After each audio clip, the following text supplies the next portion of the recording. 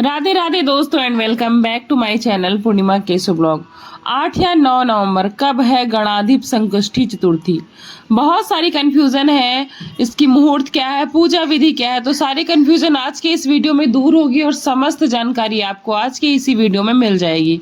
और ये कितनी महत्वपूर्ण है, इसको कैसे रखना चाहिए, सब कुछ आज की वीडियो में मिल जाएगा। तो चलिए बिना देरी के वीडियो शुरू करते हैं। तो सबसे पहले आप सभी का स्वागत है मेरे चैनल पे, और चैनल पर नए जुड़े हैं तो चैनल को सब्सक्राइब कर लीजिएगा। वीडियो अच्छी लगे तो वीडियो को लाइक करिएगा और फ्रेंड्स एंड फैमिली के साथ शेयर करिएगा। पुराणों के अनुसार हर महीने के कृष्ण पक्ष की चतुर्थी तिथि को संकष्टी चतुर्थी तक का व्रत किया जाता है, लेकिन अगहन मास की जो संकष्टी चतुर्थी होती है उसको गणाधिप संकष्टी चतुर्थी कहते हैं। ये बहुत ही महत्वपूर्ण होती है।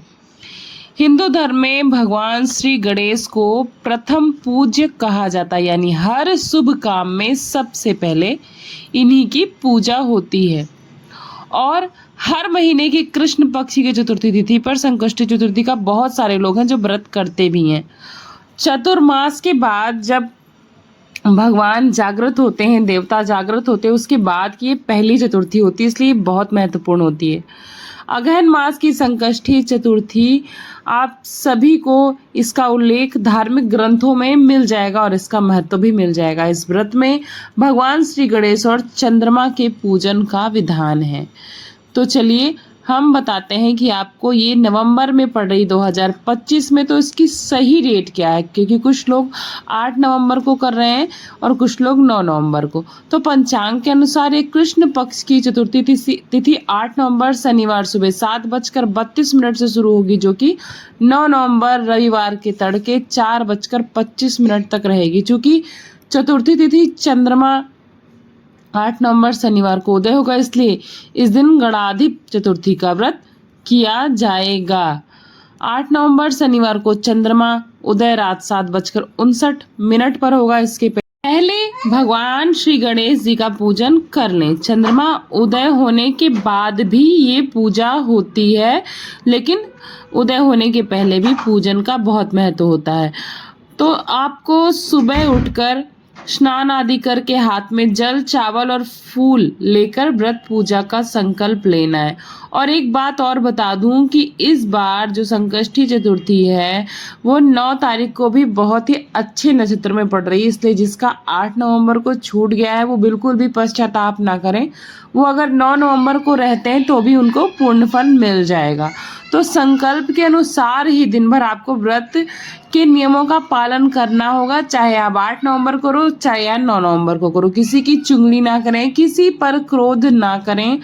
काम क्रोध को त्याग कर शाम को शुभ मुहूर्त में श्री गणेश जी की प्रतिमा घर में जो है उसी को रखकर किसी साफ सुथरे लकड़ी के पटे पर, अगर नहीं है तो आप ला भी सकते हैं।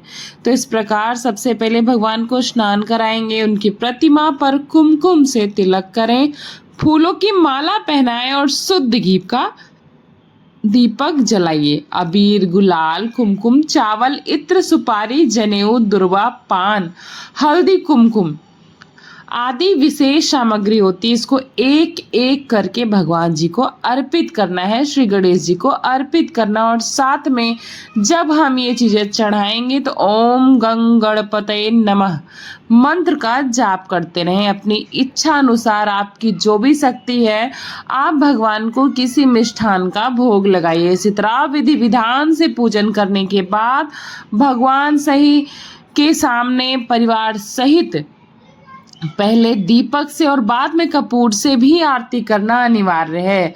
और जैसे ही चंद्रोदय होता है, चंद्रमा उदय होता है, फूल, चावल, कुमकुम से भी इनकी पूजा करें। उसके बाद आपको तुरंत ही प्रसाद ग्रहण करके व्रत को पूर्ण करना है और उसके बाद आप सात्विक भोजन ग्रहण कर सकते हैं। जो भी व्यक्ति सच्चे मन से, सच्चे हृदय से, श्रद्धा से भगवान जी की यानी कि भगवान गणेश जी की पूजा करते हैं, कामना करते हैं, उनकी मनोकामना अवश्य पूरी होती है। क्योंकि आप सभी को पता है कि ये गणेश जी जो हमारे गणेश भगवान हैं, ये बहुत जल्दी प्रसन्न होने वाले देवताओं में से माने जाते हैं। अब मैं आप सबको इसकी कथा सुनाती हूँ। एक समय भगवान विष्णु और माता लक्ष्मी के विवाह की तैयारियां चल रही थी। इसमें सभी देवताओं को निमंत्रित किया गया, लेकिन विघ्नहर्ता गणेश जी को निमंत्रण नहीं भेजा गया। चूंकि चातुर्मास के बाद ही विवाह शुरू होता है, तो इसीलिए ये इसी से संबंधित कहानियां हैं। वैसे तो बहुत सारी कहानियां प्रचलित हैं, लेकिन एक विशेष कहानी है जो पूरी तरह से उससे संबंधित है, तो मैं आप सभी को यही कहानी सुनाती हूँ। सभी देवता अपनी पत्नियों के साथ विवाह में आए, लेकिन गणेश जी उपस्थित ही नहीं थे। ऐसा देखकर देवताओं ने भगवान विष्णु जी से इसका कारण पूछा। उन्होंने कहा कि भगवान शिव और पार्वती जी को निमंत्रण भेजा है। गणेश अपने माता पिता के साथ आना चाहें तो वो आ सकते हैं। हालांकि उनको 1.25 मन मूंग, 1.25 मन चावल, 1.25 मन घी और 1.25 मन लड्डू का भोजन दिन भर में चाहिए। यदि वे यहाँ नहीं आए तो ही अच्छा है। दूसरे के घर में जाकर इतना सारा खाना पीना खाना अच्छा नहीं है। इस दौरान किसी देवता ने कहा कि गणेश जी अगर आए तो उनको घर के देख रेख की जिम्मेदारी दी जा सकती है। उनसे कहा जा सकता है कि आप चूहे पर धीरे धीरे जाएंगे तो बारात आगे चली जाएगी और आप पीछे ही रह जाएंगे। ऐसे में आप अगर घर की देख रेख करें। योजना के अनुसार विष्णु जी के निमंत्रण पर गणेश जी वहां पर आए, उपस्थित हुए। उनको देख रेख की जिम्मेदारी भी दे दी गई। बारात घर से निकल गई और गणेश जी दरवाजे पर ही बैठे थे। यह देखकर नारद जी ने इसका कारण पूछा तो उन्होंने कहा कि भगवान विष्णु ने उनका अपमान किया है। तब नारद जी ने एक सुझाव दिया। गणपति ने सुझाव के तहत अपने चूहों की सेना बारात के आगे भेज दी, जिसने पूरे रास्ते खोद दिए। इसके फलस्वरूप देवताओं ने रथों के पहिए रास्ते में ही फंस गए। बारात आगे ही नहीं जा पा रही थी। किसी के समझ में नहीं आ रहा था कि अब क्या किया जाए।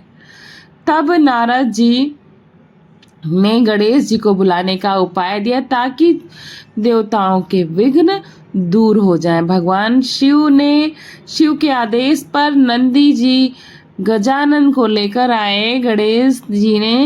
देवताओं ने गणेश जी का पूजन किया और उनसे क्षमा याचना की। तब जाकर रथ के पहिए गड्ढों से निकल पाए, लेकिन कई पहिए तब तक टूट चुके थे। उस समय पास में ही एक लोहार काम कर रहा था, उसे बुलाया गया। उसने अपना काम शुरू करने से पहले गणेश जी का मन ही मन स्मरण किया और देखते ही देखते सभी रथों के पहियों को ठीक कर दिया। उसने देवताओं से कहा कि लगता है आज सभी ने शुभ कार्य प्रारंभ करने से पहले विघ्नहर्ता गणेश जी का पूजन नहीं किया था, तभी ऐसा संकट आन पड़ा है। आप सब गणेश जी का ध्यान करें और आगे जाएं। आपके सारे काम विघ्नहर्ता अवश्य पूरे करेंगे। देवताओं ने गणेश जी की जय जयकार की और बारात अपने गंतव्य तक सकुशल पहुंचाई और भगवान विष्णु और माता लक्ष्मी का विवाह बड़े ही प्रसन्नता के साथ संपन्न हो गया। तो इस प्रकार ये गणेश जी की एक कथा थी और बहुत सारी कथाएं प्रचलित हैं। तो बस आप सब किसी भी कथा को सुनकर इस व्रत को पूर्ण कर सकते हैं और आपकी सभी मनोकामनाएं पूर्ण होंगी। जिनके घर में भी शुभ कार्य होने वाले हैं वो सभी गणेश जी से निवेदन करें कि सब सारे कार्य बिना विघ्न के अच्छे से संपन्न हो जाएं।